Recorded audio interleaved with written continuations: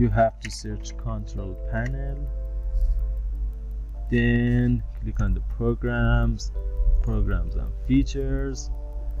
Then for example you want to uninstall a program, for example INGBear. Right click, then press uninstall, or click on that and see uninstall on that. This is the first way.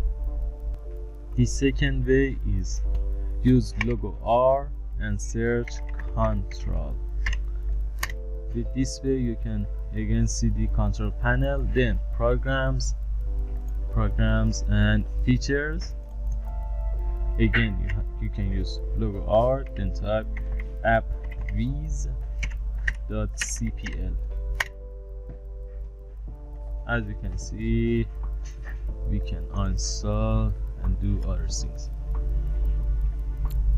Okay, I right click and press on the uninstall, then uninstall it. Done. The uninstall complete. Okay, I close it. Going to uninstall Epson Scan Smart, then press uninstall, then yes. I'm going to tell you this. Listen, for example, I have a 32-bit application. The name of this app is, for example, Epson software, or I can say it is, as an example, it doesn't matter what is the Windows. For example, Logitech, this driver, or I can say Internet Explorer. An app. It doesn't matter which app is that. For example, Power ISO. As you can see, this is the location that the app installed. After you uninstall the app, as you can see, it has uninstalled, and when you click on uninstall, you can uninstall from this place, and the location of the app that installed on the C drive is here.